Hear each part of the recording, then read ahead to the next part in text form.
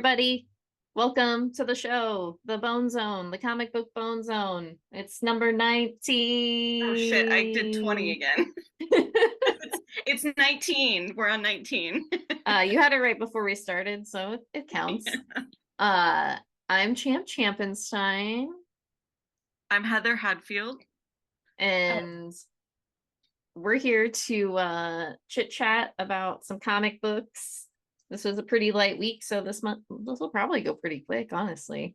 Yeah, So we hope you're probably. listening and ready for what we're about to do. We're about to unload the bone on you. That's pretty gross. Yeah, go ahead, unload the Um, bone. okay, I'm gonna go. I'll go first. I have everyone's favorite. This is Frank Frazetta's Mothman. This is issue number 1. Hold on, I have to look up to see who writes it. It's written by Tim Hedrick. Pencils. Oh, that's strange. Okay. I didn't even really look to see. It's all split up. Very strange. There's several different artists and stuff that do it. So pencils are Andrea Muti, pages 1 through 7. Inks are Gigi Baldacini, pages 1 through 7. Art is done by Luis Guaragna, pages 8 through 24. Colors are done by Valerio Aloro, pages 1 through 7, and Oscar Carreño, pages 8 through 24. So there's a lot of artists in here. But I mean, it feels kind of seamless when you're reading it. I guess when I read it, I didn't really notice the art change that drastically. I didn't either, to be honest. That's why I was a little confused by why there were so many, but cool. It says cover A is done by 3 different people. But I don't have cover A. I have the Frank Frazetta cover, so. Yeah, the cover A wasn't that good. Is it this one? No, I think that's the second issue cover. Shoot.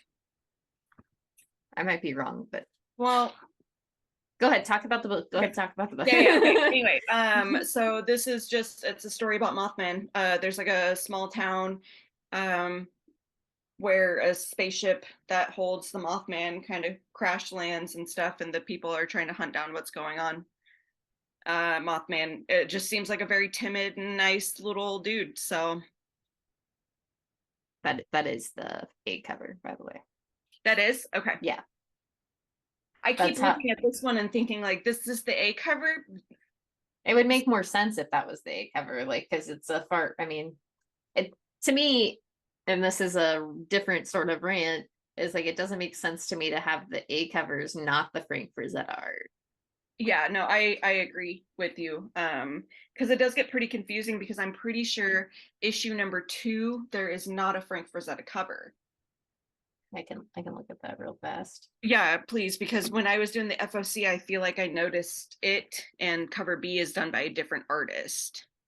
The thing about that Mothman book is it was weird to me that he talked. Yeah. I don't know how I felt about him, being I guess, spoiler alert, if you want to read this Mothman book, I didn't know how I felt about him being an alien. Because that kind of takes the fun out of it, right? Right, yeah, because the whole thing is with Mothman, if you read about cryptids and stuff, there's no origin.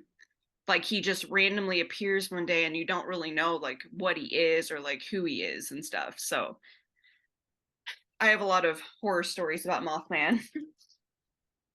Okay, sorry, that took a minute. That's okay. To get to that. There does not appear to be a Frank Frazetta cover for. Is that the only Frank Frazetta Mothman art?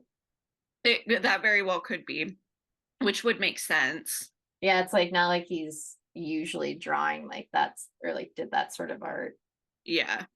Well, and there's a little note at the back. I think it was the back anyway. That would make the most sense. Or maybe I read it somewhere else. Yeah, I must have read it somewhere else, because there is no note back here. But it was a little thing about Frank Frazetta and his Mothman. And it wasn't necessarily about like his art. It was just about him feeling a certain way about Mothman, which is why the art exists.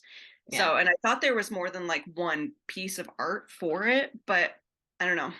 Yeah, when I looked up Frank Frezetta Mothman, that cover appears to be the only Mothman art. Just in case anybody else out there who listens to us is very concerned about this, Okay. um, that's what's up. All right. Though Good to know.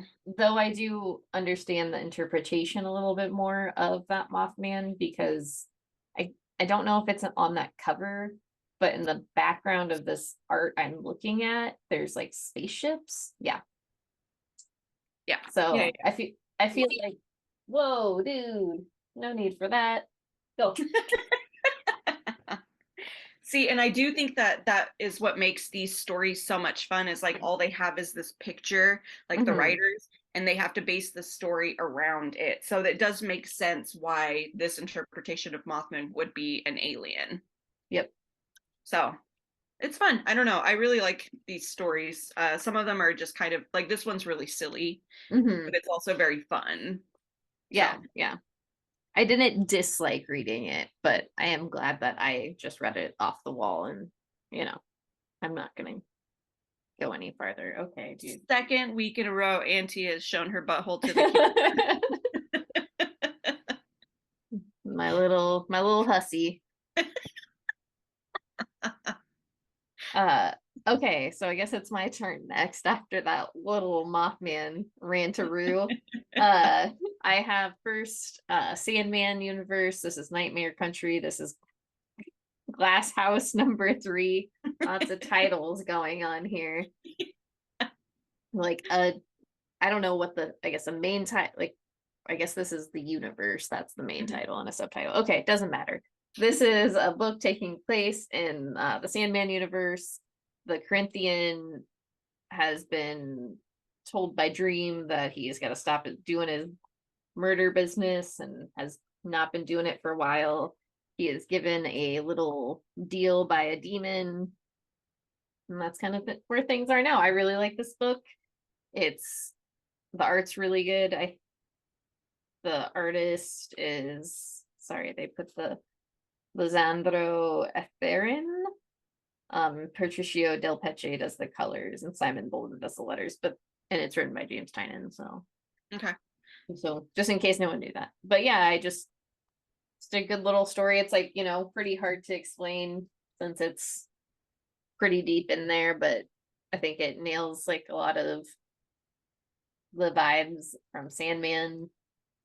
And speaking of Sandman, I got volume 2. So this is issues 21 through 37, the Sandman special, and then Winter's Edge 1 through 3. So this has Seasons of the Mist and A Game of You. And I liked this much better than I liked the first, I guess, 20-ish issues of the book. I honestly, like, as I've been reading this, and somehow I feel like I've been reading it almost at the same time I've been reading the Nightmare Country books. Mm-hmm. They really have like they kind of go together really well.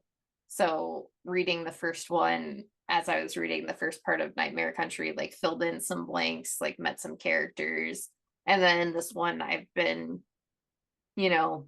consequences of actions. I think this is why I like this like part of the story so much, because a lot of the first part of the story was just kind of like stuff happening, but nobody like paid for the consequences of what they did or like felt like any, I don't know, badness about stuff that happened. So this kind of like deals with those things, which made it a lot better to me. But yeah, this also like you're meeting characters here that are like talked about in this like Glass House run. So it's just been, I don't know, I like the balance of it. I think it's like really cool. But yeah, one of the issues made me like cry because I wasn't expecting something to happen, which was really like, I don't know, wasn't expecting it at all because I Mm-hmm. haven't really been like enjoying the story, and there's just like a character that I really like ended up connecting with, and then they died and I was like, well, fuck. And it came out of nowhere too. Yeah, like yes and no, I suppose, but It's hard to say. Okay. It's mainly like the issue of like the person going to like the funeral, which kind of got me. Oh, okay. Yeah, those always get me too. I can't handle those scenes. Yeah. So yeah, I suppose if you're interested in Sandman, I don't know what to tell you. I don't know if I can suggest reading it one way or the other. I think being aware of that it's somewhat a product of its time. Sometimes you can feel like those beats that, only came in like the late 90s, I think is when Sandman Mhm. started. Um, so you get that sometimes. But overall, like I said, so far, like this part I really liked. I really like the art. I think somebody once complained to me about the art, and I was like, that's probably the thing I'm enjoying the most out of this book. Right. Is it like different artists throughout? Hmm. Okay, that's Hmm. what I thought. Yeah. Yeah, so it changes like through the story arcs and stuff. But okay, I'm done talking about Sandman now. Got a couple more. And then I have Xeno. This is issue number 1. This is a little anthology book. All the stories in here seemed like, I guess, like horror stories or like Okay. sci-fi-esque. Felt like kind of watching like a Twilight Zone that had like snippets of stuff. I really liked it a lot. I think it was worth it. Honestly feel like it was better than that Creep Show book. Oh, okay. Good to know. So yeah, I think it's worth picking up, especially if you like horror anthologies or like any sort of anthology books. Pretty solid stories all around. I didn't. It's like I feel like even the one that I disliked the most, I still really enjoyed. I think the best one is like the last story, but it has like uh kind of feels like Junji Ito vibes, but Okay. just like because of the story itself, not necessarily because of like the art. Right. But that's all. That's all for Is that that an one. Oni Press book?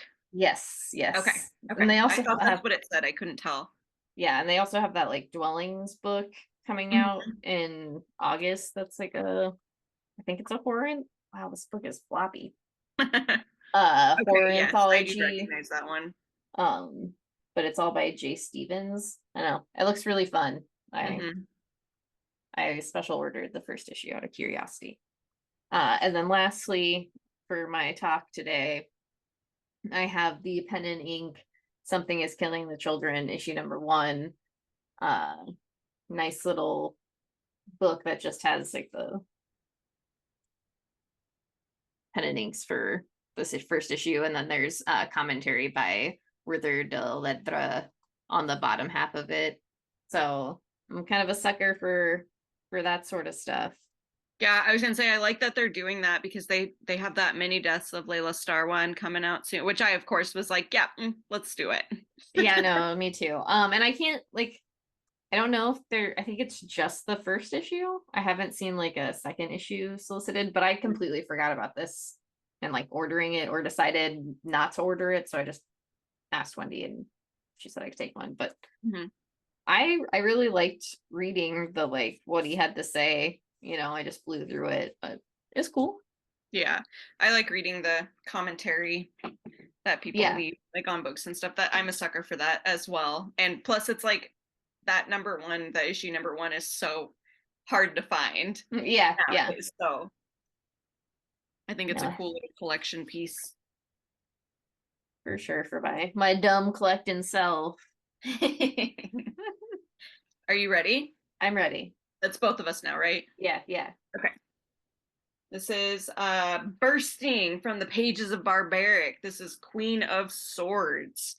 This is I thought this was just going to be a one shot, to be completely honest. I also thought it was gonna be a one shot, which I'm fine that it's not, but Oh yeah, no, I was ended up being really good, of course, because it's done by like the same team.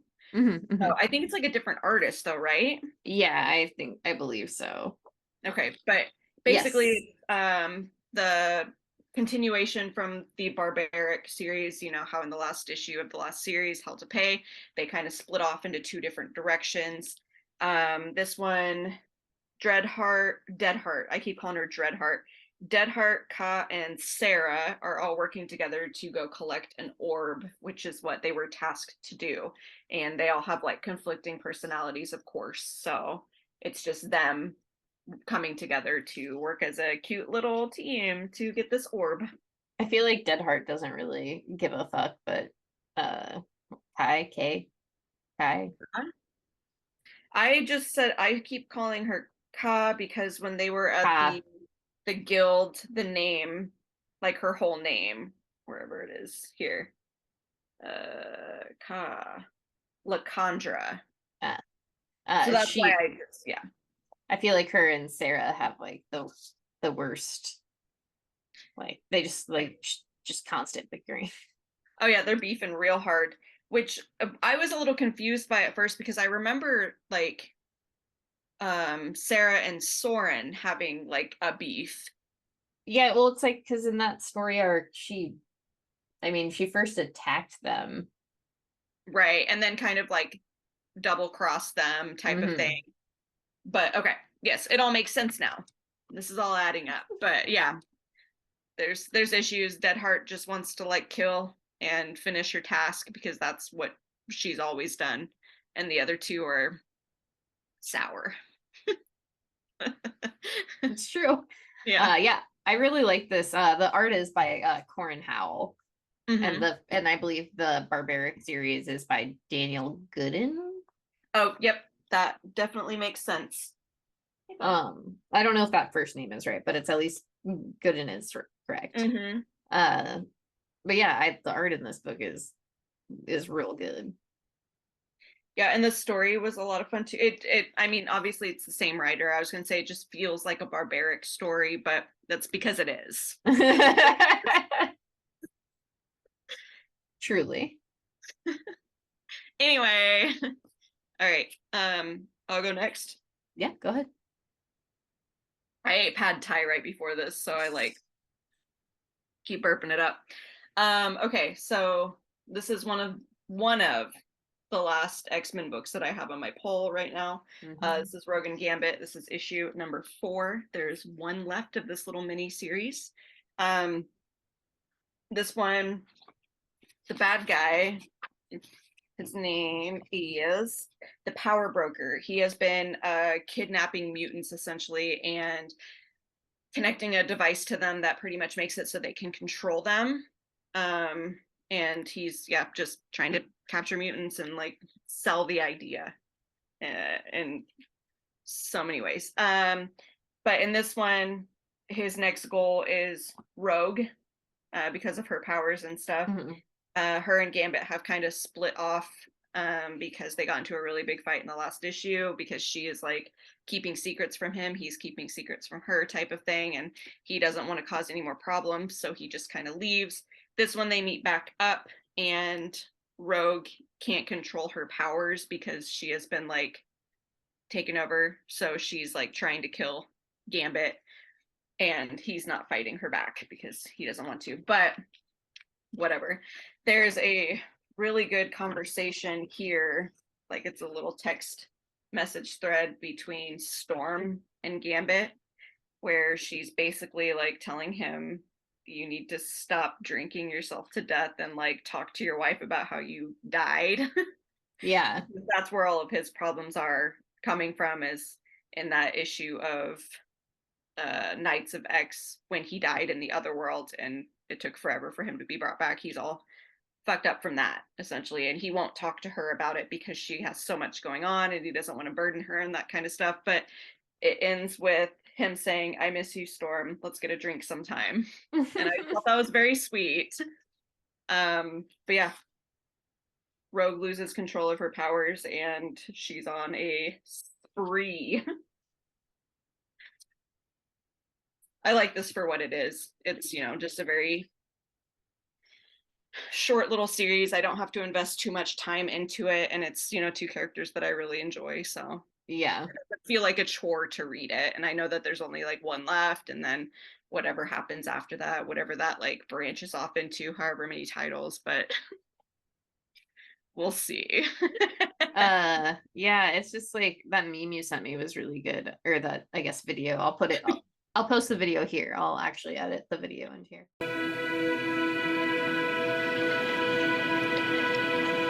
What the hell are you talking about? But I showed it to Dave, and he was also, I was just like, I haven't been reading. It's only been like a month since I've stopped reading, like maybe 2 months since I've stopped reading all X-Men books. And it's like, I feel like that's how I'd feel if I Yeah. tried to go back and read an X-Men book. Like, I have no idea what's going on here. Yeah, like I had that conversation, it was inspired because Christopher and I had this conversation earlier where like you can't just jump into an X-Men series, like even if it is starting at the beginning now. Like if you wanted to hop in on this, like Rogue and Gambit when it first started, like you could, but a lot of it would go over your head, like what is happening in the universe and stuff. So you literally have to start back at the beginning with like House and Powers so you know what's going on. And then it's like this whole universe that you have to read in order to understand like every little thing that's talked about. And I was like, can you imagine like just getting back into comics after a certain amount of time and being like, I want to read an X-Men book, and like picking up an X-Men book and just being like, what the fuck? What Yeah, is happening? that's why it's just like, yeah, read House and Powers, and then I guess I don't know what you want to do from there. Because like read X of Swords and then stop reading X-Men books. Yes. Yeah, there are like things like you can read House and Powers, and then if you want to just read like a random thing after that, you can, and you'll understand like for the most part. But yeah, it's like Excalibur and then Knights of X and then like Way of X and then Legion of X. It's like there's so many, it's Well, frustrating. well, not only that, just like when Sins of Sinister was going on and Immortal was Immoral and X-Men Red Oh was God. Storm and Yeah. Brotherhood. So it's just like that part's hard. And I like now it's like, are we fully out of like the Sins of Sinister stuff? Because when I last read, I think it was the last issue of Immortal, not the last one, but the one before that, when they were talking about like Xavier and Emma like basically being figureheads and stuff, like they were still going through all of the Sins of Sinister stuff. So I think even then, if you're picking up that book, like there you just have no idea. Yeah, it's a lot. It's a lot of information to take in just to enjoy a book. Like, Well, and there's just like I love reading. I love books that are like heavy and dense. But also sometimes when I want to read an X-Men book, I just want to read an X-Men book and not feel like I'm having to like, I don't want to make like a super big commitment to do so. right. Like to See, read I was, one book, one single book. I love you, Kieran, but like, and it's I a love you, lot. Jonathan Hickman. But yeah, it shouldn't take me like 30 minutes to read just an X-Men title. I was like feeling bad like earlier today. I was like, man, I took that Gambit story, the Chris Claremont one, off of my poll. I should have just like savored that. I could have just, read that series and been That like, easy, cheesy yeah, business. this is an X-Men story. I know what I'm getting with it, and this is it. I think the reason I didn't like it is because I'm like so used to what it is now, where Mm-hmm. there's just like so much going on and so much information. There was not one single graph in that Gambit. I didn't see one. And that's like not to say that X-Men books are bad, but yeah, it's just No, they're just like too good. And it just takes up like too much energy and like too much time and too much thought. And it's like you it's, have to dedicate all of your comic book reading to X-Men. It's like you're not allowed. I feel like it's kind of the same with like Spider-Man, like fans sometimes. It's like Mhm. you can only read X-Men books because there's just like so many of them. And like with this whole like fall of X event that's happening too, like Oh my God, yes. what there's just so much because there's events happening all the time, which I do understand, like this universe and stuff. I get it. Like there's gonna be a lot that's happening. But like with the fall of X, does that mean like once that's done, like no more X-Men books? Because I'm like, I can't do it anymore. I mean, I just saw that Emma Frost and Tony Stark are getting married. That's pretty hot actually, but Okay, we're gonna move on. yeah, We've got like two more books. that's it. We just had to talk. Okay, so then next I have Ms. Truesdale. This is issue number 2. This is a book by Mike Mignola and Jesse Lonergan. I'm sorry, my dude, if I fucked that up. And then the letters are by Clem Robbins. This is a story about Ms. Truesdale. She is, I guess, vividly dreaming about her past. I can't quite figure out if it's like a what sort of dream situation it is, but she is in present time, but reliving her time as like a gladiator woman. Okay. And she just encountered the Fisted Doom. It's this book is pretty cool. Like I really, really like it. The art is just so it doesn't matter because I said that, but it's just like so good. I've heard really good things about that book.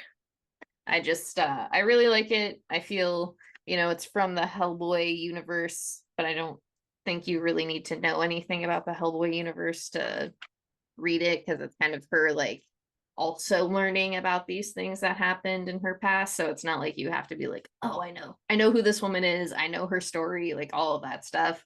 I know, I feel like I've kind of experienced that with all of these from the pages of Hellboy books that I've read, where I'm just like, oh yeah, like it's from Hellboy, but I mean, I've read a little bit of Hellboy, but I don't have to be like super familiar with the character to understand any of these people's stories. It's very accessible. That's what I like about them, is like Mike, I think Mike was saying something about that, where each one of those stories is just like a character within the universe that doesn't really have anything to do with like Hellboy. So it's just easy to read because it's just like a cute short little story. Yeah, it's like the only one I think that I didn't like really fully enjoy was that Castle Full of Blackbirds. Yeah. I think that's what it was called. And I think that's just like the story itself was a little too like wibbly wobbly, like didn't quite connect all the dots well enough. Or like I know that she was trying to connect, it just didn't work. But it just wasn't for you. Yeah, it's fine. I have all the issues. If you're looking for them, hit me up. Okay, that's all I gotta say about that. Okay. Is it both of us? Yep, this is it. Okay. This is it. The last one. This is the nasty. Yes. Issue number 3. This just goes into the kid Thumper and his imaginary friend who is like a serial killer in a movie franchise that he was obsessed with when he was little. He comes up with the idea to like make their own like nasty video.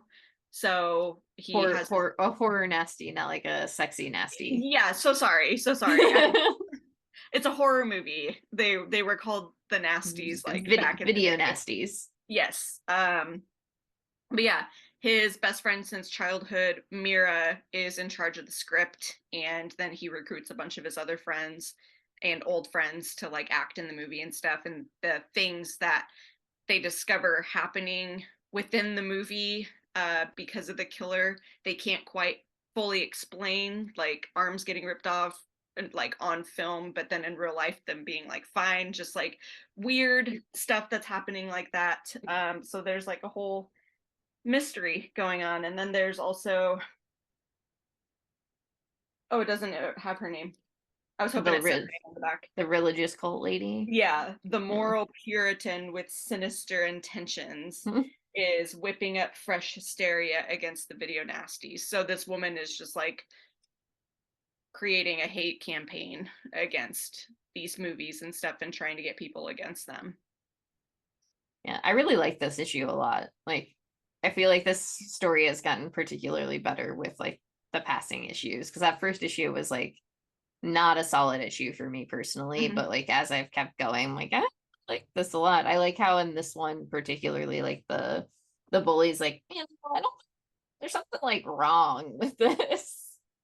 And I do like how things are getting explained a little more, because the way that the last 2 issues kind of like left off is very confusing. I understand the term cliffhangers and I know what they are and stuff, but it was still just like the way that like the first one ended, it was never explained in the second one, so it wasn't really a cliffhanger, it was just like a dead drop.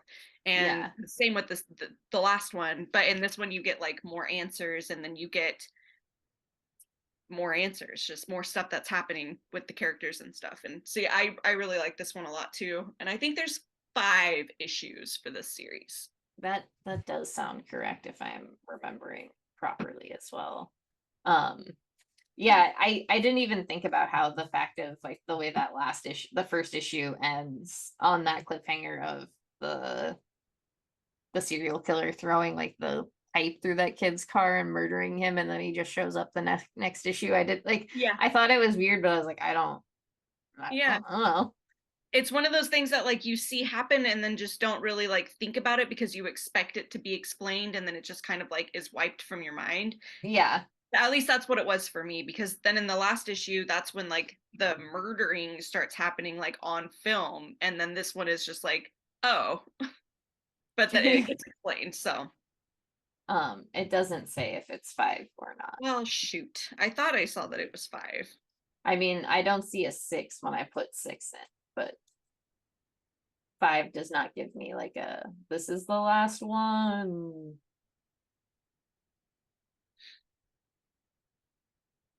Well, I might be ruining this for myself, so I should not read too far into that solicit. I was like, I don't know who these people are. We'll figure it out.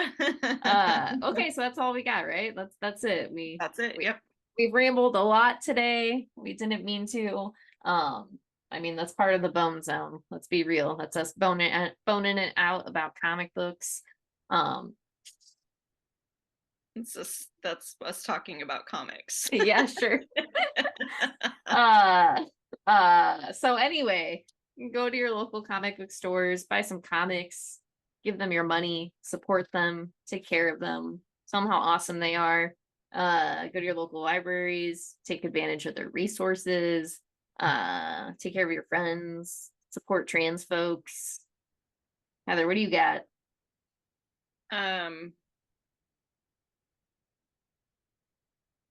I don't have anything. All right, I swear I had something earlier, but I don't. Well, last week you said you would have something, so I know, and you that's failed I thought us. I would. You failed us all. I don't have it. Okay, well, I suppose if you're in Omaha, Nebraska, and are free Wednesday, June 21st, that is this Wednesday. That's what it was. That's what I was gonna say. We or me, who knows what's gonna happen these days. We're gonna do a pub quiz about comic books. Got all the questions loaded and ready, done by our best friend Dave DeMarco, co-owner of Legend Comics and Coffee. We love Dave. Yep. Dave is a superhero. Truly. But yeah, I guess that's all we got. So thanks for listening. We love you, and we'll see you on the flippity flip. Later. Bye. Bye.